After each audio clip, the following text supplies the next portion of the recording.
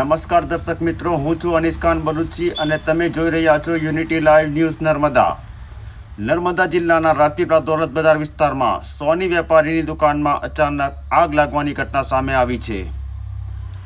આગ લાગતા વિસ્તારમાં અફરાતફરી મચી ગઈ હતી. ઘટનાની જાણ થતાં રાજપીપળા નગરપાલિકા ફાયર વિભાગની ટીમ તાત્કાલિક સ્થળ પર પહોંચી ગઈ હતી અને આગને કાબૂમાં લેવા કામગીરી હાથ ધરી હતી. આ ઘટનામાં દુકાનમાં રહેલું સોનું સહિત લાખો રૂપિયાનો સામાન બળીને ખાખ થયું હોવાની માહિતી મળી રહી છે. આગ લાગવાનું ચોક્કસ કારણ હજુ સુધી બહાર આવ્યું નથી. વધુ માહિતી માટે જોડાયેલા રહો યુનિટી લાઈવ ન્યૂઝ નર્મદા સાથે.